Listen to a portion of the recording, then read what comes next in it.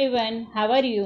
Hope you will be fine. मैं हूँ रंजना वाघमारे, स्वागत करती हूँ हम सब के यूट्यूब चैनल राजर्षि क्लासेस में। ओके, सो आज मैं आपके लिए लेके आई हूँ 9th स्टैंडर्ड का हिस्ट्री सब्जेक्ट, जिसका चैप्टर 2 जो है हम देखने वाले हैं, India events after 1960।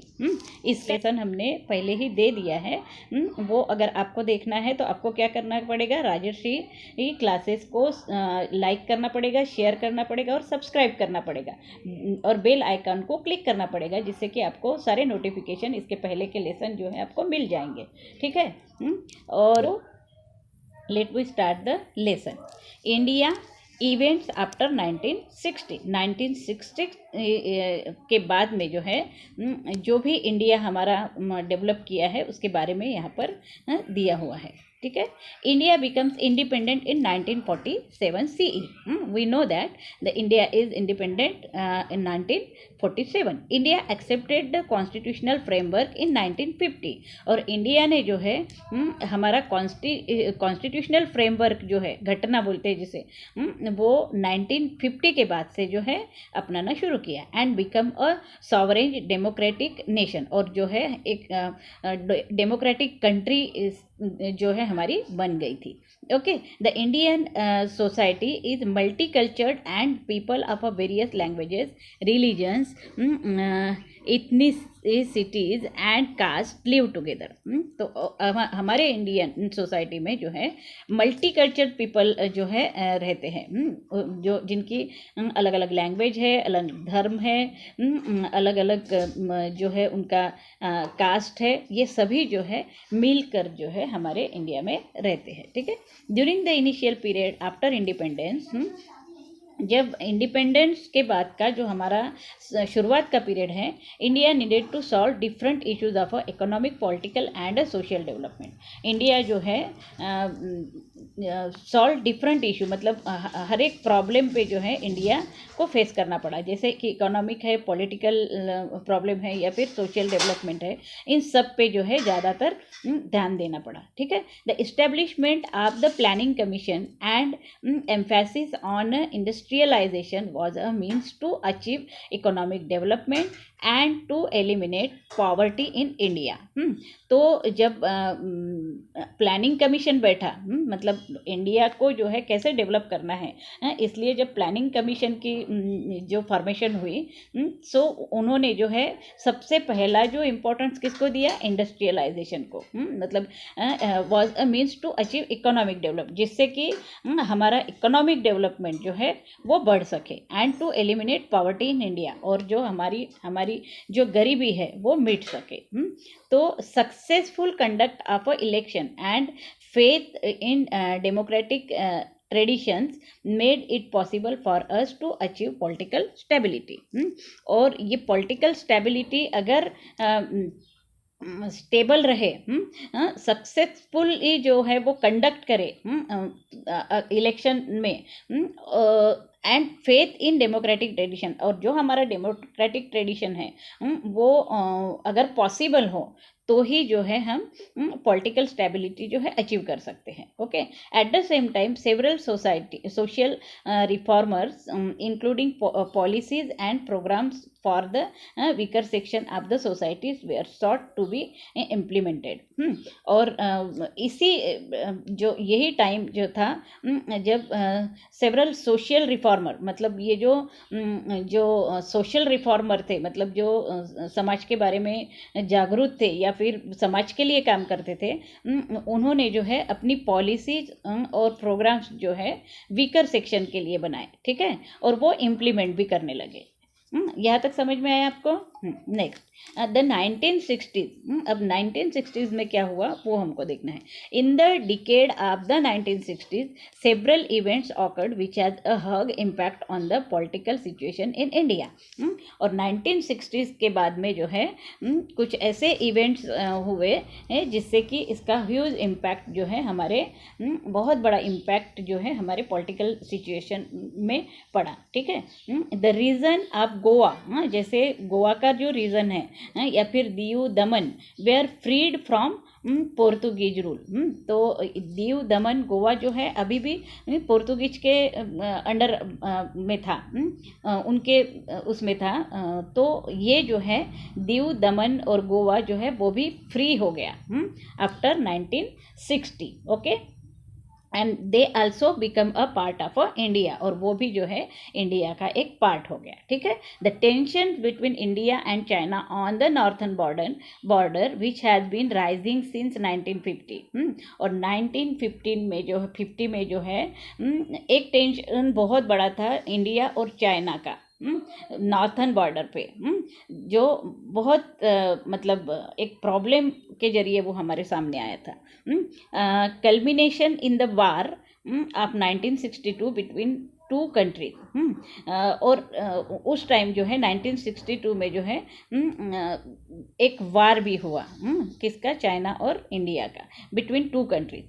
This war was fought in the region of McMahon line. और इस वार का जो है एक सॉल्यूशन निकला मैकमोहन लाइन। ठीक है, region of the McMahon line, मतलब ये कहाँ पे हुआ, मैकमोहन लाइन पे जो है ये वार हुआ। ठीक है,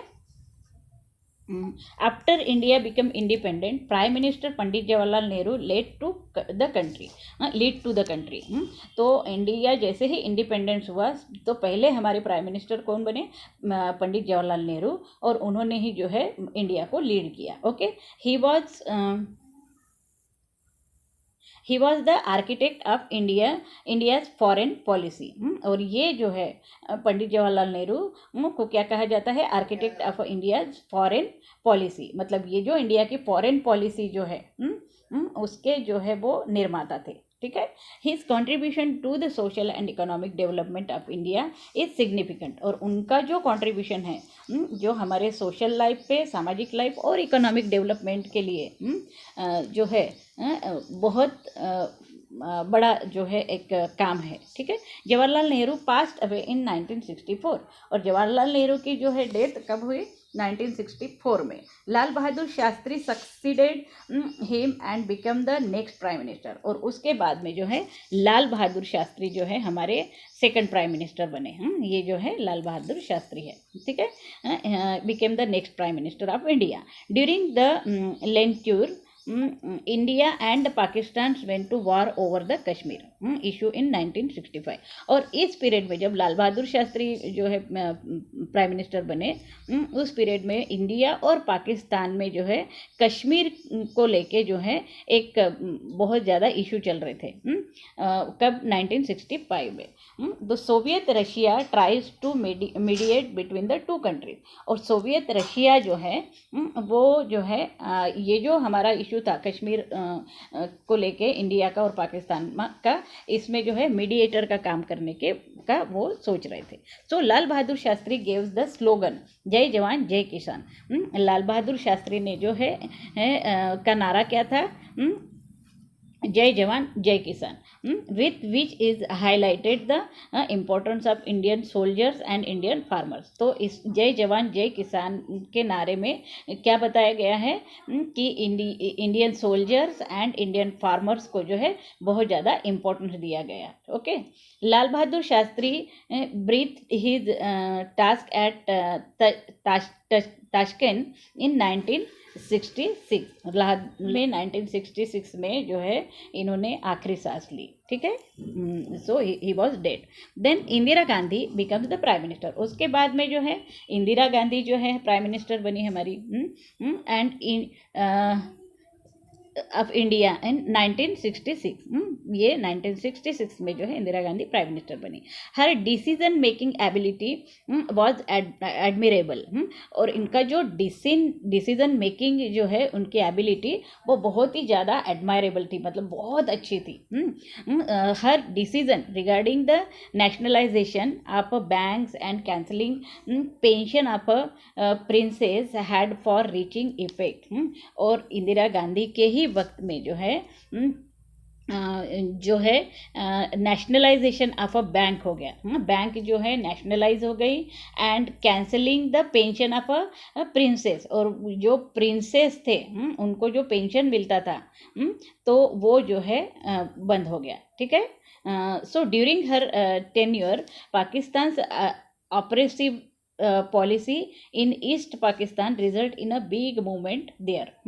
तो इंदिरा गांधी के ही टाइम पे जो है पाकिस्तान जो है कि ऑपरेसिव पॉलिसी, मतलब डोमिनेट करने की, इंडिया को डोमिनेट करने की जो पॉलिसी चल रही थी ईस्ट पाकिस्तान में, तो result in a big movement there. और इसको जो लेके जो है एक बहुत बड़ी मूवमेंट जो है की शुरुआत जो है हो गई। This movement was lead by Sheikh Mujibur Rahman. और ये जो मूवमेंट है इसको कौन चला रहा था? Sheikh Mujibur Rahman and his organization, और उसका ऑर्गेनाइजेशन चला रहा था। What is that organization? Mukti Bahini. Okay, मुक्ति वाहिनी, ये जो है ऑर्गेनाइजेशन का नाम था। और ये क्या, कौन चल रहा था? शेख मुजीबर रहमान। और ये crisis in east Pakistan affect India as well because millions of refugees come to India. और ये जो क्राइसिस था ईस्ट पाकिस्तान में, इसका इफेक्ट जो है इंडिया पे हुआ। और क्या हुआ? Millions of refugees come to India. बहुत सारे जो रेफ्यूजीज है जो ना उस देश का पार्ट थे ना इस देश का पार्ट थे, वो जो है वो पूरे सब जो इंडिया में आ गए थे। ठीक है। तो 70s, the 1971 war between India and Pakistan lead to creation of an independent country called Bangladesh. तो 1970s में जो है इंडिया और पाकिस्तान 1971 में जो है इंडिया और पाकिस्तान का जो है एक वार हुआ, जो creation of a independent country called Bangladesh, मतलब ये बांग्लादेश को लेके जो है हुआ। Role of a prime minister Indira Gandhi strong leadership was prominent in this issue. और इस जो इशू, ये जो इशू था बांग्लादेश को लेके, तो इसमें जो है प्राइम मिनिस्टर इंदिरा गांधी का जो है स्ट्रॉन्ग जो है लीडरशिप था उसमें। Okay, so as a part of India's policy to use atomic energy for peaceful purposes, India successfully carried out an undergoing test of an atomic devices at Pokhran in Rajasthan in 1974. Okay, तो ये जो issue चल रहे थे इसका ही एक part जो है इंडियन पॉलिसी जो है, इंडिया की पॉलिसी जो है वो एटॉमिक एनर्जी की तरफ जो है ट्रांसफ़र हुई। और वो भी जो है atomic energy for peaceful purposes, मतलब शांति रहनी चाहिए, इसीलिए जो है एटॉमिक एनर्जी का जो है यूज़ करना शुरू किया। India successfully carried out underground test. India ने जो है एक सक्सेसफुल जो है एक टेस्ट किया जो पोखरन में किया गया। पोखरन कहाँ पे है? राजस्थान में है। इन 1974 में 1974 में पोखरन में जो है इंडिया ने एक सक्सेसफुल जो है टेस्ट किया। इन 1975 the people of Sikkim votes for joining the Indian Republic. तो 1975 में सिक्किम जो एक राज्य है उसने भी जो है इंडिया को ज्वाइन करने के लिए जो है वोट्स दिए। Indian republic and Sikkim becomes a full fledge states in the Indian federation. और बाद में जो है ये सिक्किम भी जो है इंडिया का एक पार्ट हो गया। ठीक है, इंडियन फेडरेशन का एक पार्ट हो गया। Next, during this decade the political situation in India grows unstable. और इस सिचुएशन में जो है इस डिकेड में पॉलिटिकल सिचुएशन जो है इंडिया की ग्रू अनस्टेबल, मतलब अनस्टेबल हो गई। ठीक है। The Allahabad high court gave the verdict in 1974 that Indira Gandhi the then prime minister had misused the government machinery during her election campaign। और उस वक्त जो है इलाहाबाद हाई कोर्ट ने एक निर्णय दिया कि 1974 में जो इंदिरा गांधी है वो द प्राइम मिनिस्टर थी, तो वो मिस यूज कर रही है गवर्नमेंट को।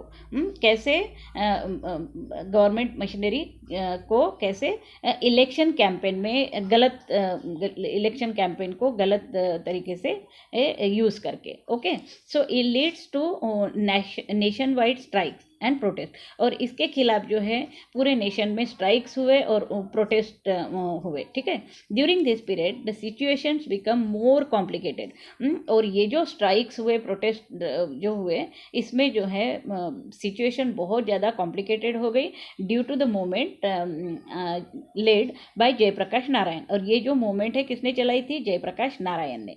The situation of law and order in the country worsened and the government declared a state of a national emergency on the basis of a constitutional provision relating to emergency. Okay, तो ये situation इतनी ख़राब हो गई कि law and order जो है हमारे कंट्री का उसने डिक्लेयर कर दिया कि स्टेट जो है अब इमरजेंसी पीरियड में आ चुका है। सो नेशनल इमरजेंसी जो है जाहिर कर दी गई, और जो हमारे कॉन्स्टिट्यूशन में ही प्रोविज़न है, अगर ऐसी कोई स्थिति आती है तो नेशनल इमरजेंसी जो है डिक्लेयर की जाती है। ओके, तो उस पीरियड में नेशनल इमरजेंसी जो है डिक्लेयर की गई। During this turbulent period, the fundamental rights of Indian citizens were suspended।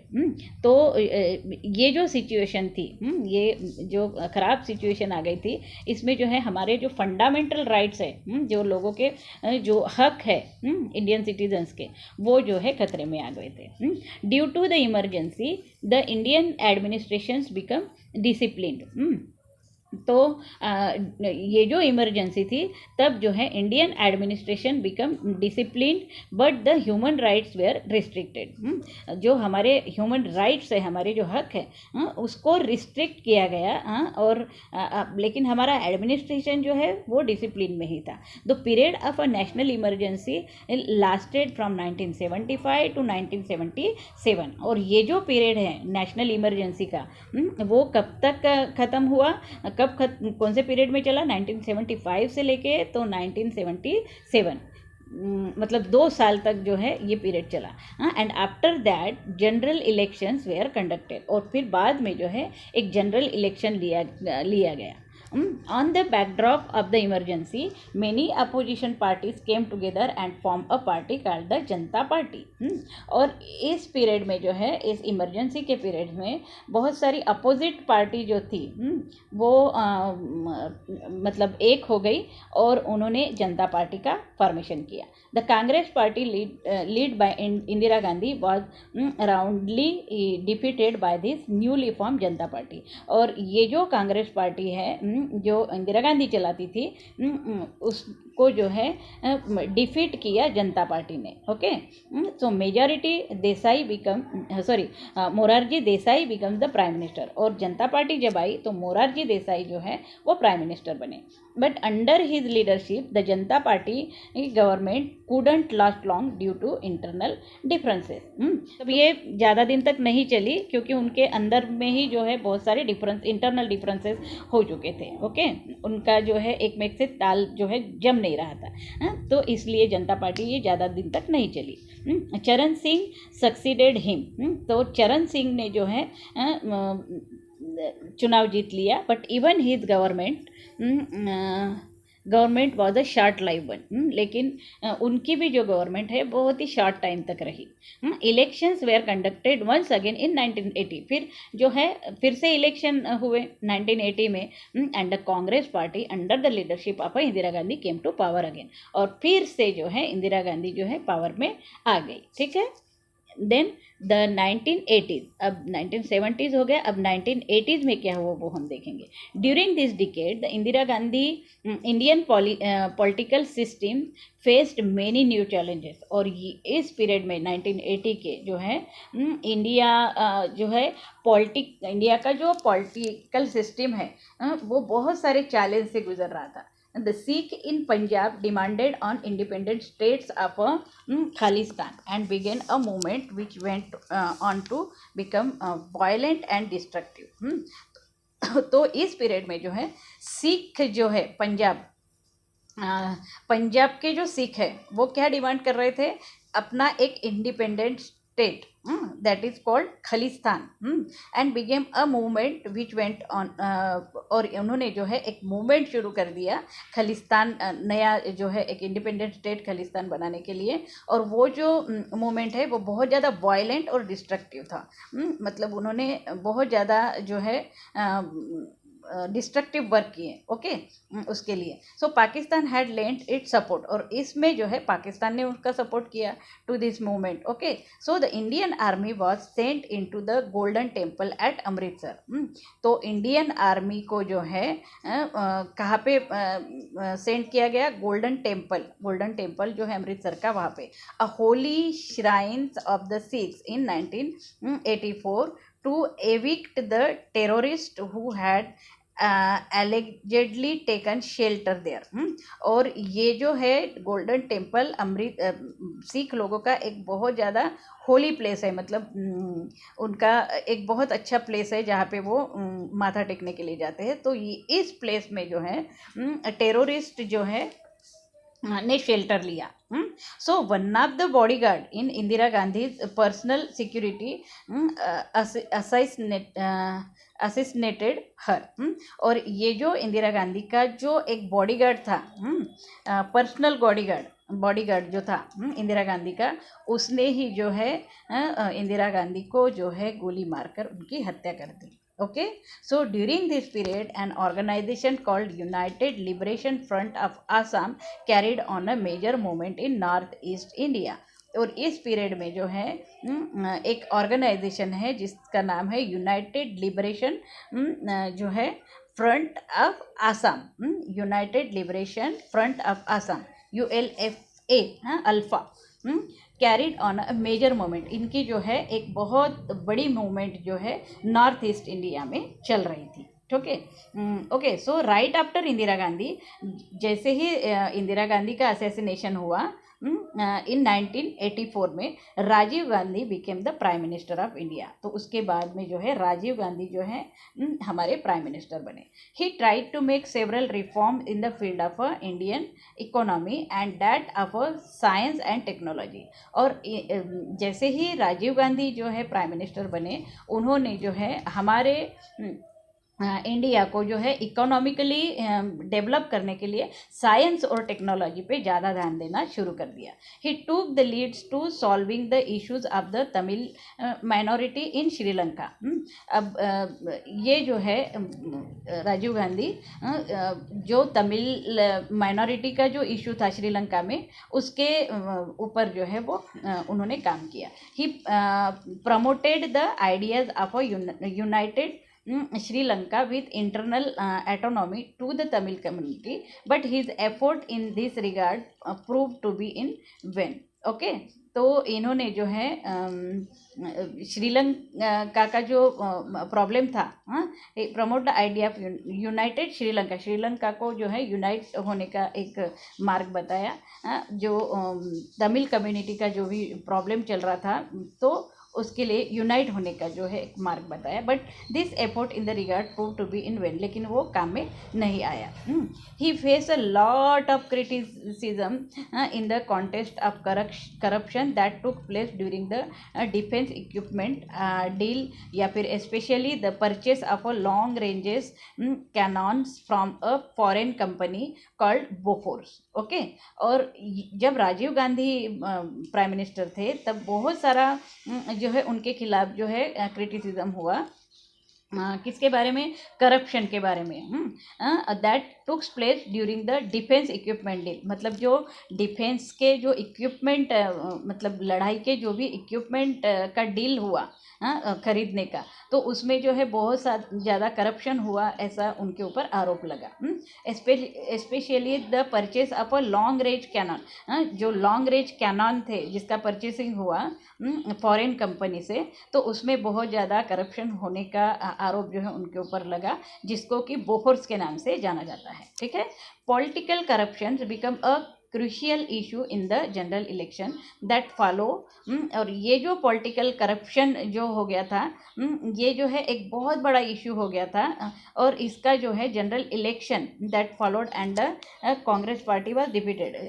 जो इसका असर जो है इलेक्शन पे हुआ, और उसके बाद में जो है कांग्रेस पार्टी को डिफीट किया गया। Okay, several political parties form a coalition called a Janata Dal, and Vishwanath Pratap Singh becomes the next prime minister। तो सेवरल जो पॉलिटिकल पार्टीज है, मतलब अलग अलग जो पार्टीज है, उन्होंने कोएलिशन किया, मतलब एक हो गए, और उन्होंने एक नई पार्टी तैयार की, दैट इज जनता दल। उसे क्या कहा जाता है? जनता दल। और ये फॉर्म की, और विश्वनाथ प्रताप सिंह जो है ये फिर बाद में नेक्स्ट प्राइम मिनिस्टर बने हमारे इंडिया के। The policy for providing reservation for other backward classes is considered to be his most important contribution. और उनकी जो पॉलिसी है, उन्होंने जो है रिजर्वेशन जो है बैकवर्ड क्लासेस को देने की बात की, ओबीसी को, बैकवर्ड क्लास यानी ओबीसी को। ये जो है बहुत बड़ा इम्पोर्टेंट जो है उनका वर्क था। Okay, so he could not continue as prime minister due to internal differences in the party. इनके भी जो पार्टी में जो है इंटरनल डिफरेंसेस हो गए, मतलब ये जो पार्टी के मेंबर्स थे उनमें जो है कुछ जो जमा नहीं, तो उन्होंने भी जो है तो इसकी वजह से जो वो पार्टी जो है ज़्यादा दिन तक नहीं टिक पाई। सो इन 1990 Chandrashekhar become the prime minister. फिर बाद में जो है 1919 में चंद्रशेखर जो है हमारे नेक्स्ट प्राइम मिनिस्टर बने। Okay, so his government was also short live. इसकी भी जो गवर्नमेंट है वो बहुत ज़्यादा कम समय तक रही। इन 1991 में during the election campaign the terrorist organization in Sri Lanka liberation tiger of Tamil Eelam assassinated Rajiv Gandhi. और 1991 में जो है जब इलेक्शन कैंपेन चल रहा था और राजीव गांधी जो है कैंपेन के लिए गए थे, तो एक टेररिस्ट जो ऑर्गेनाइजेशन था श्रीलंका का, लिबरेशन टाइगर, उसे क्या नाम है उसका, लिबरेशन टाइगर ऑफ तमिल इलम, मतलब तमिल इलम के लिए वो काम कर रहा था ये लिबरेशन टाइगर। उन्होंने जो है राजीव गांधी को जो है बम से जो है उड़ा दिया। ठीक है, Rajiv Gandhi was acquitted from before case of the court in 2004। और ये जो केस है फिर बाद में 2004 से चली। ठीक है, next towards the end of the decade of 1980s, और जब ये जो डिकेड है, ये जो काल है 1980 तक का, the unrest in Jammu and Kashmir has begun.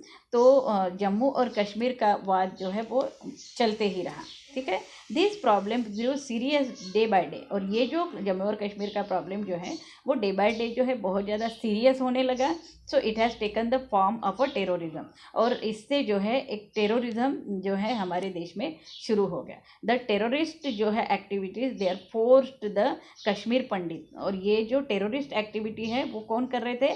Kashmir पंडित कर रहे थे टू लीव द वैले। मतलब ये कश्मीर को हमारे इंडिया से अलग करने के लिए ये कश्मीरी पंडित जो है ये टेररिस्ट एक्टिविटी कर रहे थे। ठीक है, तो यहाँ तक जो है हम इस वीडियो को इस वीडियो को ख़त्म करते हैं। और इसका जो नेक्स्ट पार्ट है द चेंजेस आफ्टर 1991 के बाद का जो पार्ट है वो हम नेक्स्ट वीडियो में लेंगे। और अगर आपको ये वीडियो अच्छा लगता है और समझ में भी आ रहा है तो आपको क्या करना है कि इसके पहले के जो लेसन्स भी अगर आपको चाहिए है या आगे के भी चाहिए है तो आपको इस राजर्षि क्लासेस को हमारे यूट्यूब चैनल को क्या करना पड़ेगा? लाइक, शेयर और सब्सक्राइब करना पड़ेगा। और बेल आइकॉन पे जो है क्लिक करके सभी नोटिफिकेशंस आपको जो मिलेगी उसमें आपको सभी लेसन मिल जाएंगे। Okay, so thank you for watching this video. Have a nice